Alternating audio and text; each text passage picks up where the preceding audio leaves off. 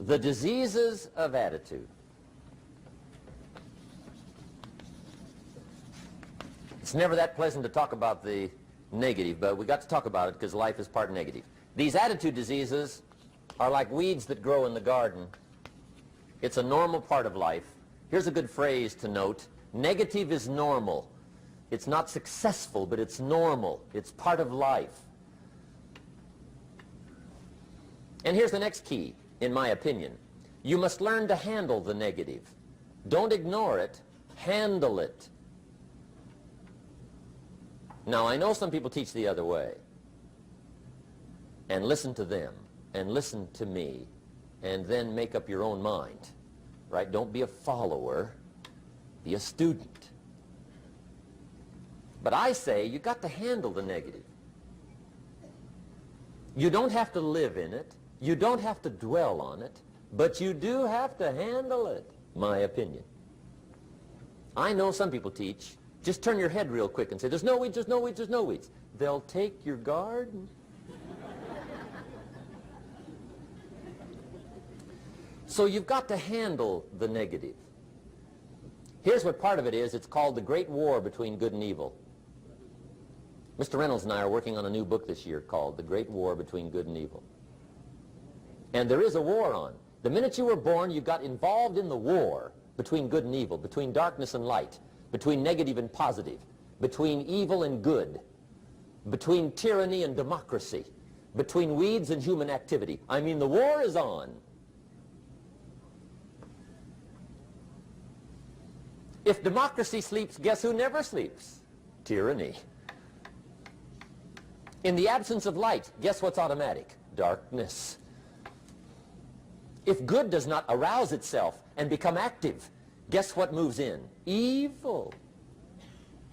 It's a war. A mental war, a physical war, a financial war, between enterprise and ease, between accomplishment and failure. It's a war. That's why there's an Old Testament phrase that gives the best advice for human activity when it says, 6 days labor, 1 day rest. Now, I'm sure we've taken that to mean, don't work all 7 days, take one off. Here's what it also means, only take one off. Or you're liable to lose the war. Now, we've got it down to 5 and 2, and maybe that's not too dangerous. I don't know. If God would have thought of 5 and 2, he might have made it 5 and 2. I don't know. You can't think of everything. But here's what it does mean. Enterprise is better than ease. If you rest too long, the jungle overtakes the village. Now, here's the good news about the war between good and evil. Evil is no match for good, but good must be active. Weeds are no match for human activity, but if you stand still, how far in will they come? All the way. They'll grow right up around your shoes.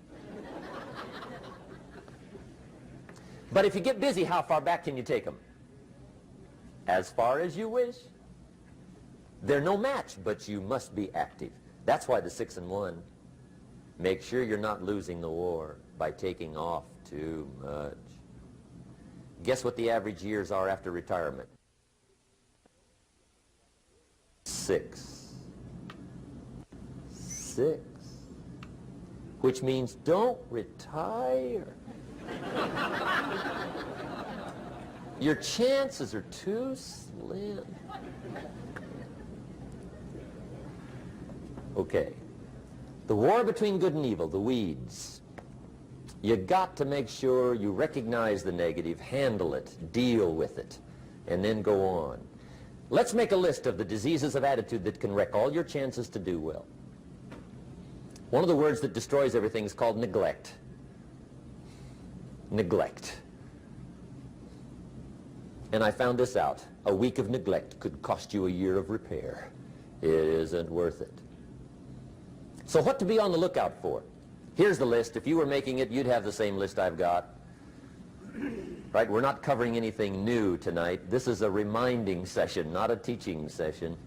But it doesn't hurt to go over it again. Here's the list. Attitude diseases. Number one is indifference. The shrug of the shoulder. The guy's not even concerned. He's just drifting. This is called the mild approach to life. A disease known as mildness.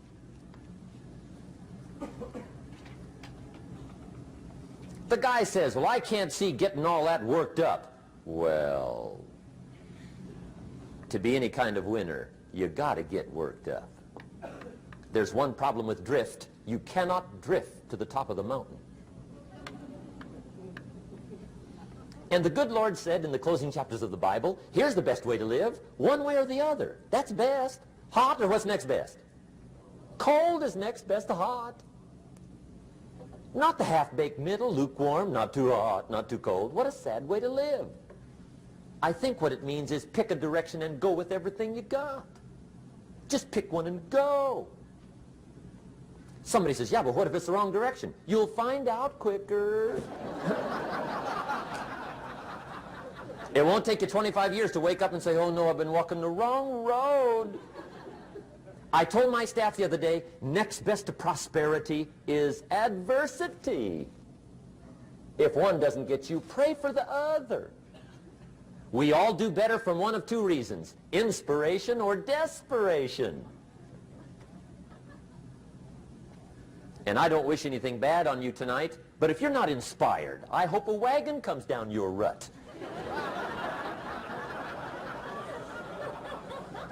Whatever it takes to get you to try harder, read more, set your goals, and go for it. Somebody asked me one time, what quality would I pick if I wanted to work with somebody? And you know what I picked first? Number one, strong feeling. Please, number one, give me somebody that feels strong. About most anything, I don't even care. Just so they believe it. Even if they disagree with me. Wonderful. Just so they disagree vigorously. I'm not saying it's easy to win those kind of people to your point of view, but I'd rather do that than to try to resurrect people from the dead. Pump them up every month. Pump them up, pump them up. I pass. The good Lord needs a leader for the early Christians. Remember the early days of the Christians? Not like today. If you were to stand up in the early days and say, I'm a Christian, cut off your head, toss you and your wife in jail, let you rot. I mean, those were ugly days. Being a Christian back then was not called socially acceptable. They didn't have 125,000 in the Los Angeles Coliseum to hear Billy Graham on a Sunday afternoon. Not back in those days. Back in those days when the Christians got in the Coliseum, it was a different story, right? I mean, the word was, stay out of the Coliseum, especially on Sunday. Last Sunday was Lions 33, Christians nothing. See, those were mean, tough struggle days for the Christians. Now, when the days are mean and tough and struggling, you got to have some kind of leader. Do you know who the good Lord picked for the leader when the days were mean and ugly? Saul. From Tarsus. That's who he picked, Saul. I'll tell you what, I would have picked him. You would have picked him. Anybody would have picked Saul. Saul was one of those incredible guys. Once he got into something, look out. Everybody in the community knew what Saul was in. Because whatever he joined, you flip all the switches, open up all the dials, turn on all the faucets, and go like mad. He was known as All-Out Saul. I mean, he was something else. Now, at first, it wasn't working out well. Saul hated Christians, which makes a poor leader, right? I mean, that won't work. Saul got this bug somewhere about the Christians. He got to hating Christians. And he hated them so bad, every time somebody would say Christian, he'd fly into a rage. And I guess he decided one day, it was his mission in life to get rid of all the Christians. He was Saul anyhow, could do most anything he wanted to. So he got him these letters of authority to go around to the various communities and hunt down the Christians. They said, do whatever you want to with them, Saul. They're unpopular anyhow. Drag them in the streets, whip them, stone them, torture them, kill them. You mention the name Saul from Tarsus to the early Christians. I'll tell you what they would do. They would run, hide, lock the doors, leave town, dive underground. I've been in the catacombs of Rome where they hid. He was mean. I mean, terribly mean. But remember the story? One day Saul's making it for Damascus. Heard about some new Christians, flies into a rage, takes off for Damascus. And the story said he was angry. There's a little sentence in the story that says, on his way to Damascus, he was breathing out threatenings and slaughter, which meant he felt rather strong about the idea, right? That's strong. That's strong. But on this journey, right, according to the story, as Saul was making his way to Damascus, the good Lord looks down out of heaven and says, there's my man, Saul. He's got to be something else. And according to the story, this great light shines out of heaven, knocks him flat, right off his horse, grinds his face in the dirt, and blinds him for 3 days. The good Lord using recruiting tools we can't use, but when you're Lord, right? To make a long story short, Saul from Tarsus becomes converted to Christianity. He becomes Paul, the great leader, the apostle. And without a doubt, the good Lord got him a dandy. One he didn't have to pump up every month. In one of his later writings, he said, the things I once hated, I now love. The things I once loved, I now hate. See, that's strong. Here's the key to the good life. Learn to put everything you've got into everything you do. Whatever you are doing, pour it on. It will quickly open up into opportunity or quickly disclose to you that you ought to be doing something else. The delusion is, if I had a better job, I'd really pour it on. See, that's delusion. Wherever you are, pour it on. Don't give somebody half a job for a day's pay. Pour it on. See, that'll help change your life. Get rid of this disease. Here's the next attitude disease, indecision. Mental paralysis. The guy can't make up his mind and it becomes a disease. Pretty soon he knows he's got it. The guy says, well, I know I'm on the fence. But he says, what if I get off on the wrong side? Listen, after a while it doesn't matter. Just get off. Any side will do. A life full of adventure is a life full of many decisions. The ones that turn out to be wrong give you better experience to make better decisions. So don't see how many decisions you can get out of, see how many you can get into. That's where the adventure is. So shake off this disease, indecision. The next one is doubt. Doubt's like a plague. And one of the worst is self-doubt. There are many, but that's one of the worst. The guy doubts himself. Doubts if it'll last that long for him. Doubts if he can do that well. Doubts if he can make that much. Doubts if he can accomplish all that. A chronic, excellent self-doubter. You can imagine what damage that does to your future. So here's the key. Turn this coin over and become a believer. And there's many things to believe in. One of the majors is yourself. The understanding of self-worth is the beginning of progress. Now, if those three don't get you, this one will. Worry. That's a devastating disease. Worry. Worry causes health problems, social problems, personal problems, family problems. It's devastating. Worry long enough, it'll drop you to your knees. Could reduce you to begging. I know how bad this one is. I used to have it bad. I used to be known as a super worrier. Not a super warrior. No, super worrier. My family wished I'd have been a warrior. I got those years to make up for. But I'll tell you what. My advice to you is do what I finally did on worry. Give it up. Who needs it? I'm not saying it's easy. I'm saying it's worth it. It took me almost 1 year to kick the worry habit, and it was not an easy year. It was one of the toughest years I ever spent, but I finally got that monkey off my back. And I discovered you could live the most incredible life free of worry. Not free of challenge, not free of difficulty, free of worry. I learned how to do it, and you can. Here's the next attitude disease. Over caution. Some people never will have much. They're too cautious. Now, you can also be too reckless, but you can also be too cautious. This is called the timid approach to life. And my caution was always the risk. Risk used to drive me right up the wall. I used to say, what if this happens? It's called the language of the poor. What if this happens? And on top of that, if this was to happen, look at the fix I'd be in. I better not try.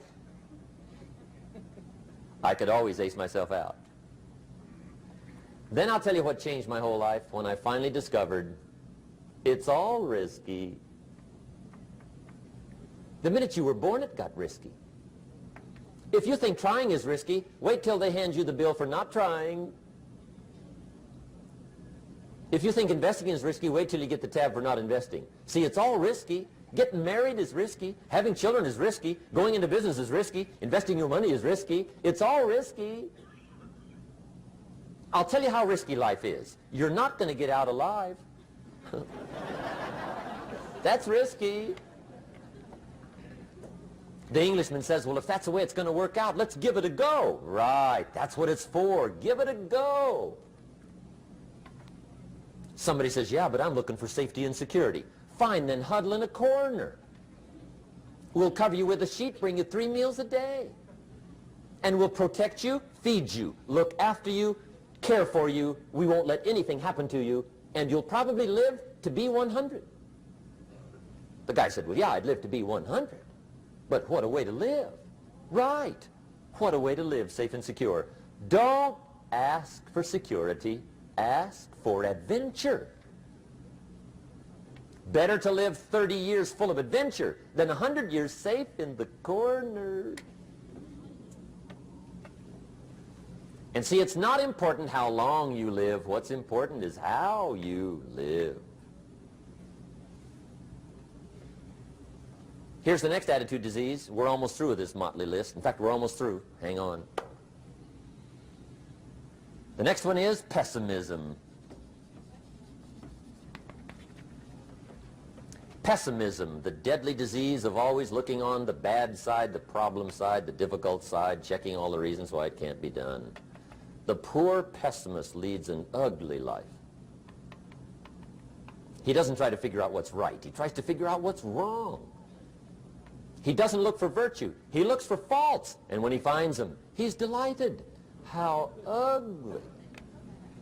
This is the poor guy who looks through the window, doesn't see the sunset. He sees the specks on the window.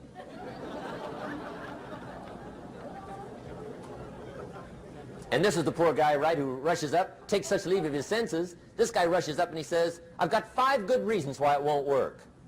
He's so dumb he doesn't know all he needs 1. He's got 5.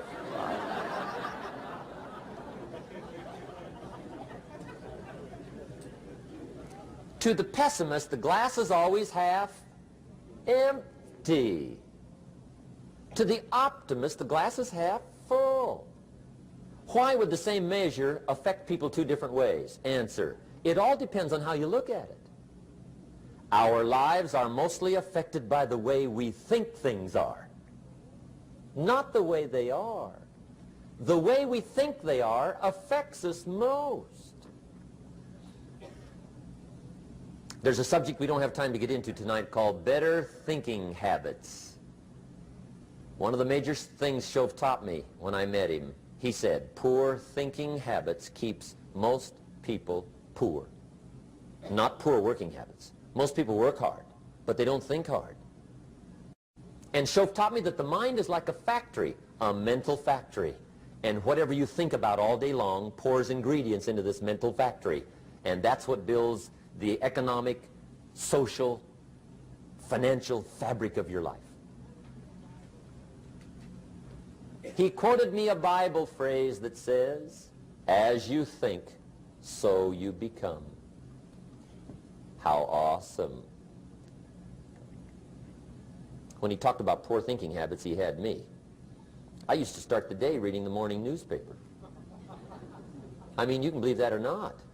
I'd get a cup of coffee and read the paper. I'd load up on wars and riots and murders and stabbings and killings and bank robberies and muggings and car wrecks and tragedies. I'd even read the back pages. I seem to like that stuff for some weird reason. I'd load up on all that, and then I'd start the day. You can imagine the kind of days I used to have. You walk around on your financial knees. They call you economic peewee.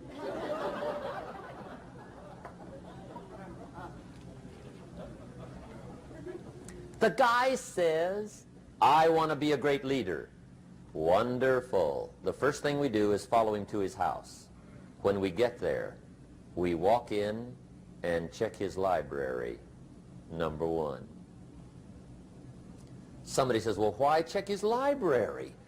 The reason is because what a man reads pours massive ingredients into his mental factory, and the fabric of his life is built from those ingredients. You would not believe what some people have got in their house to read. You would not believe. One of the best dressed up words I know for a lot of it is trash. Can you imagine dumping a barrel of trash into this mental factory every day and coming out with a rich, dynamic, positive life? It can't be done. You might as well try making a cake with cement. The kids back in Danbury, Connecticut, high school, they're asking me questions one day. I'm talking to the kids. Kids got good questions these days. One of them said to me, Mr. Rohn, how do you build the good life? I said, it's simple. It's not easy, but it's simple. Here's how you build anything. Select the right ingredients, keep out the wrong ingredients, and it starts with thought. Everything starts with thought. So you must be wise and careful what you think about, because that starts everything. You got to be wise and careful. I asked the kids, what would happen if somebody dropped sugar in my coffee? They said, well, you'd be okay. I said, what if somebody dropped strychnine in my coffee? They said, well, you'd be dead. I said, correct. Lesson one. Life is both sugar and strychnine. You gotta be careful. I said, what if my worst enemy drops in the sugar? They said, will you be okay? I said, what if my best friend, even by accident, drops in the strychnine? They said, well, you'd be dead. I said, correct. Lesson two. Watch your coffee.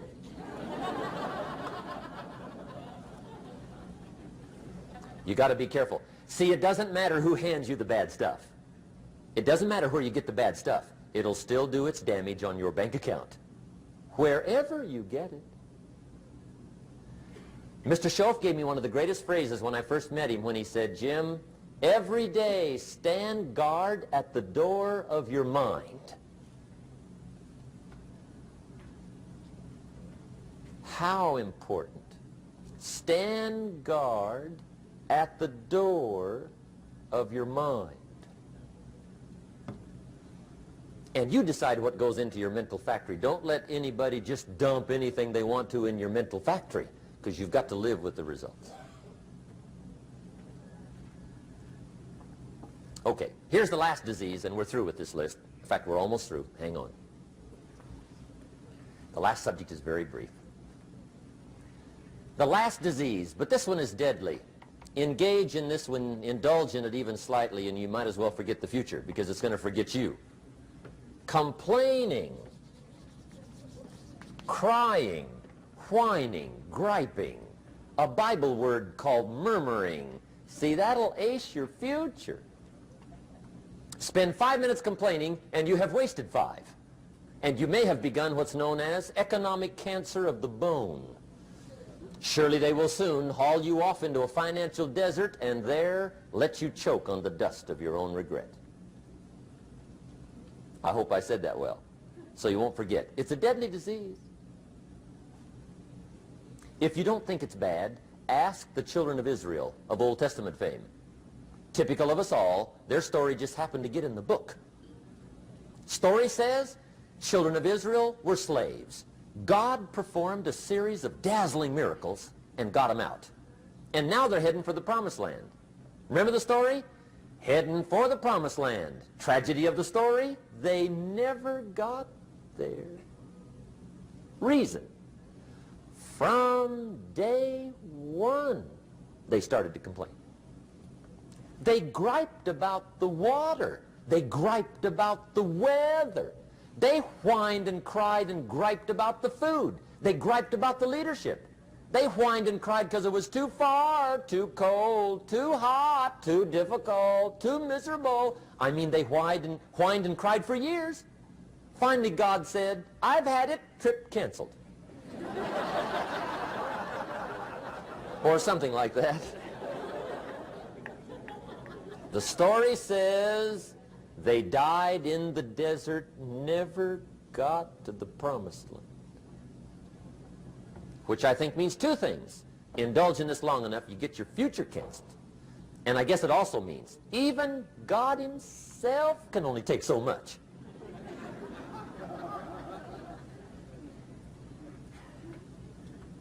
Okay. Just be on the lookout of the things that can destroy all the good you start. The war is on. And this evening, tomorrow, mentally, personally, socially, economically, you got to make sure you're winning the war. And this is part of it.